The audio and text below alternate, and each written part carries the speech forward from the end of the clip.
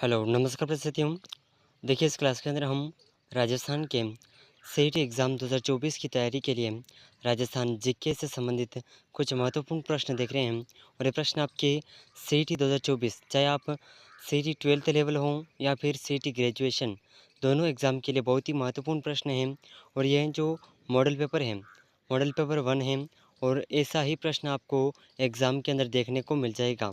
तो देखिए ये जो प्रश्न है परीक्षा के लिए बहुत ही महत्वपूर्ण है, तो एक भी प्रश्न को मिस मत करिएगा। अगर आप उदयपुर लर्निंग क्लासेस चैनल पर नए हैं तो चैनल को सब्सक्राइब ज़रूर कर लीजिएगा। तो देखिए शुरुआत करते हैं आज के महत्वपूर्ण प्रश्न की ओर से। तो देखिए आज का अपना महत्वपूर्ण प्रश्न इस प्रकार है। तो देखिए बहुत ही शानदार प्रश्न है। क्वेश्चन नंबर 1, निम्नलिखित में से सुमेलित नहीं है। तो यहाँ पर कुछ ऑप्शन दे रखे हैं, इनमें से हमें सुमेलित करना है। जिसमें जो ऑप्शन सुमेलित नहीं है वह अपना सही आंसर होगा। ठीक है। अगर देखिए आपको इन प्रश्नों का आंसर पहले से आता है तो साथ ही साथ कमेंट ज़रूर करते रहिएगा। ठीक है, कमेंट साथ ही साथ ज़रूर करते रहिएगा। तो देखिए इसके ऑप्शन है, नारायणी माता का मेला ये अपने अलवर ज़िले में लगता है। मनसा माता का मेला झुंझुनू ज़िले में। सारणेश्वर मेला सिरोही में। मेरा महोत्सव, तो देखिए मेरा महोत्सव जो है पाली ज़िले में आयोजित नहीं होता है, यह चित्तौड़गढ़ में आयोजित होता है।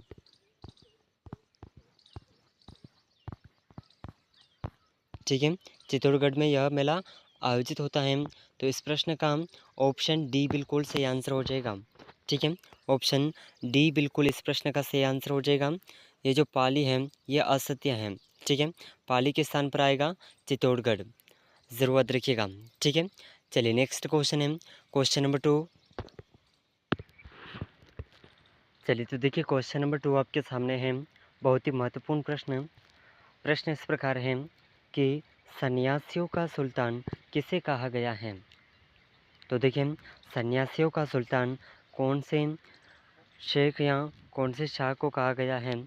तो देखिए इसका ऑप्शन है, ऑप्शन 1 कबीर शाह को, शेख हामिदुद्दीन को, ऑप्शन 3 है ख्वाजा फरुखुद्दीन को और ऑप्शन 4 है शेख अब्दुल्ला पीर को।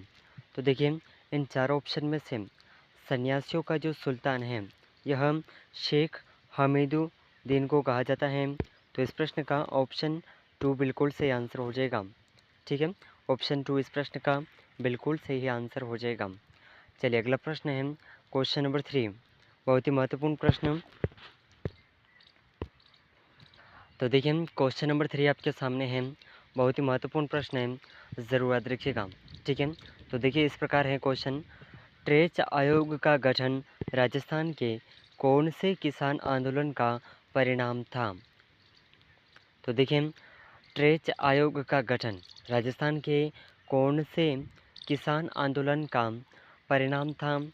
तो देखिए इसके ऑप्शन हैं, ऑप्शन 1 बिजोलिया किसान आंदोलन, ऑप्शन 2 बेगू किसान आंदोलन, ऑप्शन 3 है बूंदी किसान आंदोलन और ऑप्शन 4 है जाट किसान आंदोलन।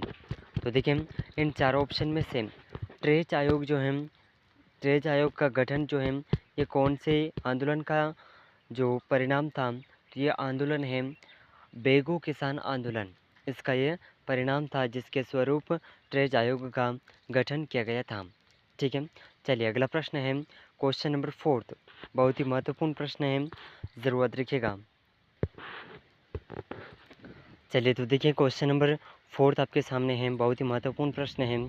तो प्रश्न इस प्रकार है कि स्वतंत्रता आंदोलन के समय गठित मारवाड़ हितकारिणी सभा का गठन किस वर्ष किया गया।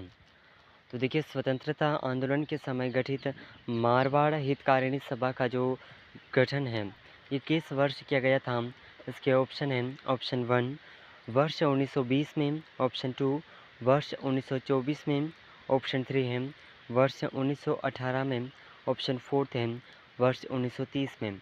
तो देखिए वैसे तो इसका जो गठन है 1923 में हुआ था। ठीक है, ज़रूर याद रखिएगा। चलिए अगला प्रश्न है क्वेश्चन नंबर 5।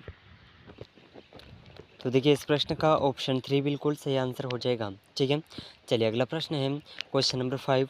बहुत ही महत्वपूर्ण प्रश्न। तो देखिए बहुत ही शानदार प्रश्न है और बहुत ही महत्वपूर्ण प्रश्न है, ठीक है, ज़रूर याद रखिएगा। तो देखिए प्रश्न इस प्रकार है कि जनजातियों में प्रचलित डाकन प्रथा को किस वर्ष प्रतिबंधित किया गया? तो देखिए जनजातियों में एक प्रथा थी, कौन सी प्रथा थी?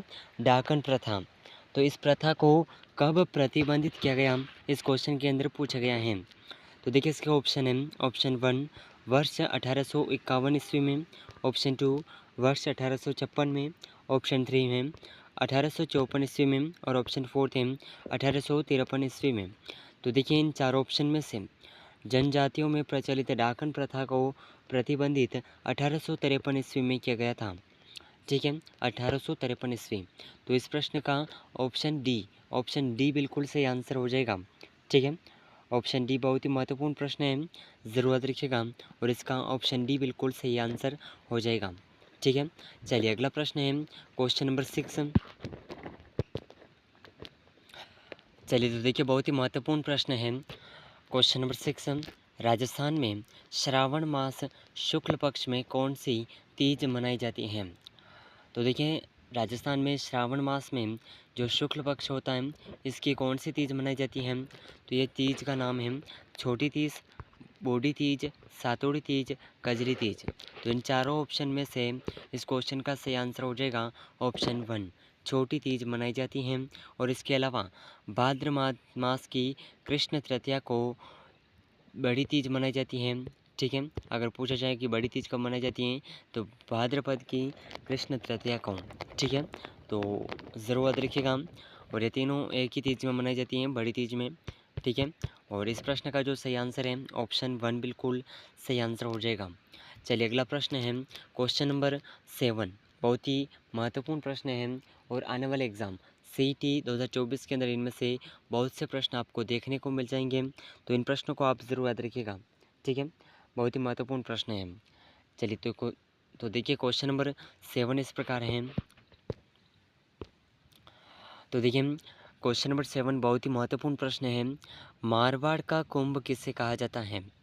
तो देखिए साथियों आपका अगले महीने एग्ज़ाम है CET का और ये जो प्रश्न है बहुत ही महत्वपूर्ण है क्योंकि मारवाड़ का कुंभ किसे कहा जाता है? तो देखिए इसके ऑप्शन है रामदेव मेला, मातृकुंडिया मेला, रानी सती मेला, खेजड़ली वृक्ष मेला। तो देखिए इन सभी ऑप्शन में से इस प्रश्न का सही आंसर है ऑप्शन 1, रामदेव मेला को मारवाड़ का कुंभ कहा जाता है। तो देखिए ये प्रश्न बहुत ही महत्वपूर्ण है क्योंकि अभी वर्तमान में रामदेव जी का मेला चल रहा है, ठीक है। इस समय बहुत ही अधिक संख्या में लोग वहाँ पर पहुँचते हैं। तो ये जो प्रश्न है आपके आने वाले एग्ज़ाम CET 2024 के अंदर आपको देखने को मिल सकता है, ठीक है। तो ज़रूर याद रखिएगा, बहुत ही महत्वपूर्ण प्रश्न है। चलिए तो अगला प्रश्न है अपना क्वेश्चन नंबर 8। चलिए तो देखिए क्वेश्चन नंबर 8 आपके सामने है, बहुत ही महत्वपूर्ण प्रश्न है, राजस्थान की लोक देवियों के संबंध में कौन सा कथन असत्य है? तो देखिए राजस्थान की लोक देवियों के संबंध में जो कथन असत्य है उस कथन के बारे में पूछा गया है। तो देखिए इसके ऑप्शन है, ऑप्शन 1 करणी माता के बचपन का नाम रिद्धिबाई था, ऑप्शन 2 है जीन माता को मधुमक्खियों की देवी भी कहा जाता है, ऑप्शन 3 है शीतला माता की खंडित मूर्ति की पूजा की जाती है और ऑप्शन 4 है आई माता माली जाति की कुल देवी है। तो देखिए इस प्रश्न का जो सही ऑप्शन है, ठीक है, और जो असत्य कथन है यह है ऑप्शन 4 आई माता जो है सीरवी जाति की कुल देवी है, ठीक है, सीरवी जाति की कुल देवी हैं आई माता और इनका जो मंदिर है बिलाड़ा जोधपुर में है, ठीक है। ज़रूर याद रखिएगा, हो सकता है आने वाले एग्ज़ाम के अंदर पूछा जाए। तो महत्वपूर्ण प्रश्न है, ज़रूर याद रखिएगा, ठीक है। चलिए अगला प्रश्न है क्वेश्चन नंबर 9।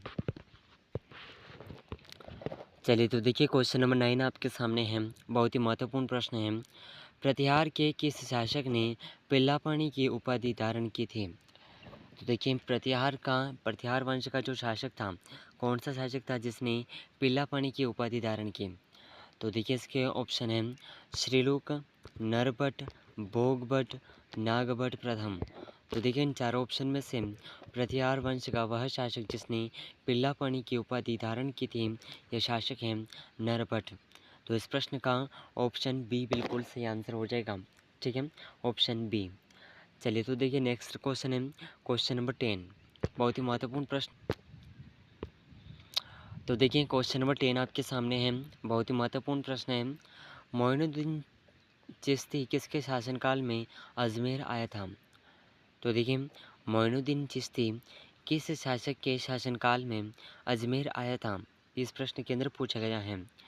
तो देखिए इन शासकों के नाम हैं ऑप्शन 1 अर्णोराज, अजयराज, विग्रहराज चतुर्थ और ऑप्शन 4 है पृथ्वीराज तृतीय। तो देखिए मोइनुद्दीन चिश्ती जो भारत आया था, ठीक है, यानी कि अजमेर में आया था, तो यह पृथ्वीराज तृतीय के समय आया था। ठीक है, पृथ्वीराज तृतीय के शासनकाल में आया था। तो इस प्रश्न का ऑप्शन 4 बिल्कुल से आंसर हो जाएगा। ठीक है, ऑप्शन 4 ज़रूर याद रखिएगा, बहुत ही महत्वपूर्ण प्रश्न है और आने वाले एग्ज़ाम के लिए ये प्रश्न बहुत ही शानदार है। तो हो सकता है आने वाले एग्ज़ाम के अंदर आपको पूछा जाए, तो ज़रूर याद रखिएगा। तो देखिए इस क्लास के अंदर हमने राजस्थान के 10 महत्वपूर्ण प्रश्न कवर किए हैं, जो आपके आने वाले एग्ज़ाम सीईटी एग्ज़ाम के लिए बहुत ही महत्वपूर्ण साबित होंगे। ठीक है, तो उम्मीद करते हैं कि ये प्रश्न आपके लिए बहुत ही हेल्पफुल साबित रहेंगे। तो मिलते हैं अगले महत्वपूर्ण प्रश्नों के साथ में, तब तक के लिए जय हिंद, जय भारत।